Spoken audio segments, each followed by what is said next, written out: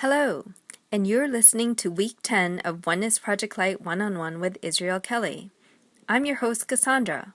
For those of you that are new, welcome, and thank you for joining us. Our purpose for each episode is to enhance your understanding of life, the universe, and the world around us, by exploring a specific topic more in depth through the eyes of Source. As many of you know, Israel Kelly is fully coalesced with Source energy, and has been granted with the universal knowing. He is here to bring messages of love to humanity and to facilitate all of us with the expansion of our consciousness. In last week's episode, we explored the topic of time, venturing into Hollow Earth, the Akashic Records, multidimensionality, and more. Tonight, Israel has asked me to speak to you guys about a topic of my choosing, so I have chosen my favorite subject, the law of attraction. Here is Israel Kelly now to say a few words. Hello, Israel. Hello, Cassandra. I'm so happy to be here, and people's going to be delighted with your contribution today. Thanks so much, Israel. First of all, I would like to address a topic that came up last week.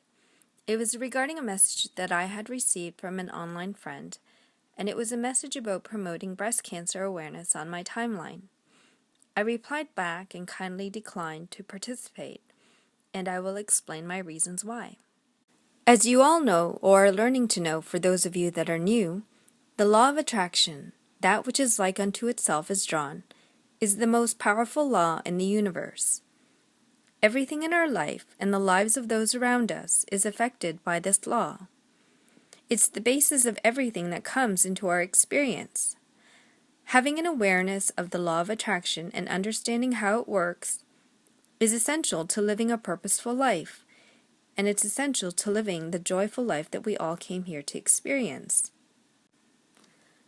You will notice the evidence of law of attraction within our society when one who speaks most about sickness has sickness, one who speaks most about wealth has wealth. And as we remember this powerful law of attraction, more evidence of it will begin to pop up in our everyday life. For we will begin to notice the exact correlation between what we have been thinking about and what is actually coming into our experience. Nothing simply shows up in our experience. We attract all of it. No exceptions. Because the law of attraction is responding to the thoughts that we hold at all times, it's accurate to say that we create our own reality. Everything that we experience is attracted to us, because the law of attraction is responding to the thoughts that we are offering. The thoughts that we focus upon in our powerful moment of now activates a vibration, and the law of attraction responds to it.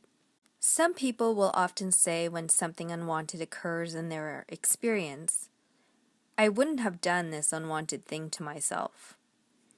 It's important to know that even though you may not have deliberately caused it, you are still the only one who could have caused it, because no one else has the power to attract what comes to you. Only you. By focusing upon this unwanted thing or the essence of it, you have created it by default. You have invited the unwanted things into your experience through your attention to them.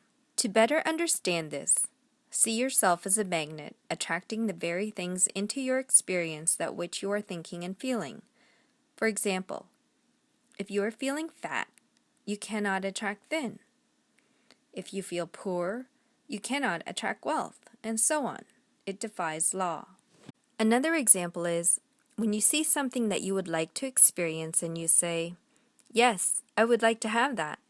Through your attention to it, you invite it into your experience.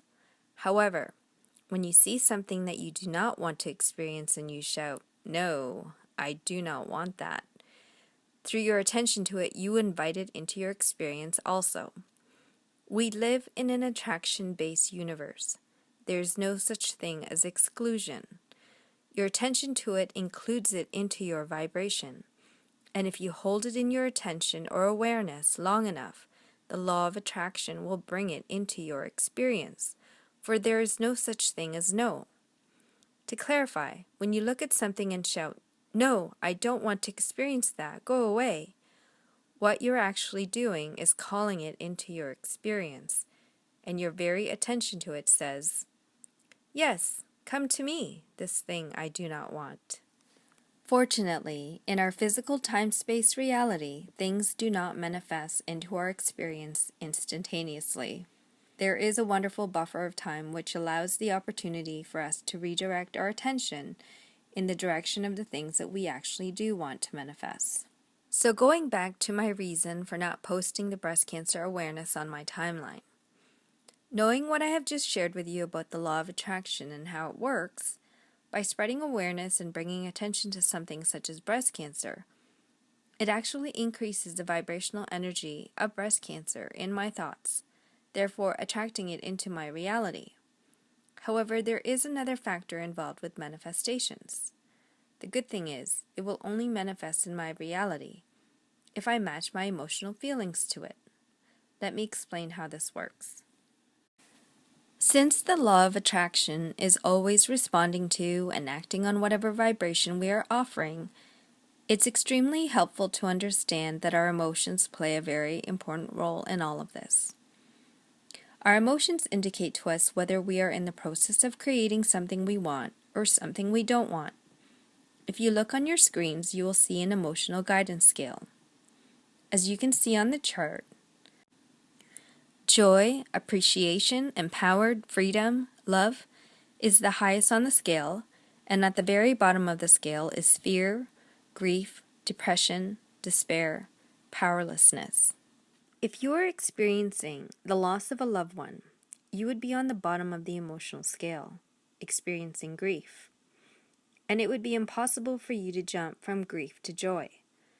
So what you would do is slowly climb up this emotional scale and reach for the next best feeling thought that you can get to, which would be guilt, insecurity, or unworthiness. And as you slowly climb this emotional scale, your vibration will also rise. When you begin to pay attention to your emotional state, you will realize that feeling anger feels much better than being in a state of revenge. And feeling frustrated feels much better than being overwhelmed. And as you slowly climb up this emotional scale, not only will your vibration improve in a positive way, but your point of attraction will also improve. So when you are feeling bored and you reach for the next best feeling thought, which is contentment, you have now entered the good feeling zone and good vibration, and you have greatly increased your point of attraction. So that's how this emotional scale works. So each time we give thought in a direction of something that we want, we will feel positive emotion. When we give thought to something we do not want, we will feel negative emotion. This emotional guidance scale is also important because different bodily conditions, states of being, or diseases are also characteristics of different places on the emotional scale. For example, someone who is consistently in a vibration of appreciation would not find themselves with cancer or with strokes or with heart attacks or even skin disease. Someone who is in that state of appreciation would be thriving because they are open to receiving the full energy of Source and all the goodness the universe has to offer. Someone who is consistently in a vibration of rage or anger will surely attract diseases that are stronger. People who feel powerless will attract cancer if they hold that vibration long enough. People who feel frustrated will attract gum disease, anxiety, something less severe. Yep, that's very clear to understand. Very clear. Thanks, Israel. Another thing to know about the law of attraction is that it matches thoughts of similar vibration together, thus making it more powerful. So each time you have a thought, that thought goes out into the universe, and it will join together with other thoughts that share the same vibration. And as a thought becomes more powerful, the easier it is for it to manifest. And the emotion that we feel when we encounter those clumps of thoughts also becomes proportionately larger. So, when we focus upon something that we desire, then through the law of attraction, more and more thoughts about what we desire will be drawn to us, and we will feel greater positive emotion. By giving it more attention, it will speed up the creation and manifestation of the very thing we desire. Another thing to note is the majority of the thoughts that we think are about the things that we are observing in our everyday life, which means that what is dominates our focus. It dominates our attention, and it dominates our vibration and our point of attraction. As a result of this overwhelming amount of attention to our current situation of what is, change will come very slowly or not at all. So, in order to make true positive change in our experience, we need to disregard how things are, as well as how others perceive us, and give more of our attention to the way we prefer things to be. By deliberately directing our thoughts, rather than simply observing what is happening around us, we'll begin to change the vibrational patterns to which the law of attraction is responding. And then in time, we'll become the powerful, deliberate creators of our own experience. Many humans have problems when it comes to apply those steps, Cassandra. Interesting. Thank you. So, I made the decision to not post it because I didn't want to spread the awareness of breast cancer to my friends and family. Everyone I know already knows from the media and other sources that breast cancer exists, and we all have family and friends who have transitioned on to the non-physical because they have succumbed to it. Why would I want to bring awareness to something that I do not want? Bringing more awareness to something unwanted will only increase that unwanted energy, and I would prefer to ignore unwanted things. My friend had written back a response and said, "So what you are saying is that if you pretend that something isn't really happening, then it's not really happening?" And goes on to explain, "I have to disagree. You can't just ignore something and it not be true. That's like people not going to a doctor for a treatable disease because they want to ignore it, then they die from it, like HIV, heart disease, diabetes, the flu, etc., etc." Well, my response is this. We are all vibrational beings of light. Everything in this universe is energy vibrating at different levels of frequencies. We live in a universe which is governed by many different laws, one of them being the law of attraction.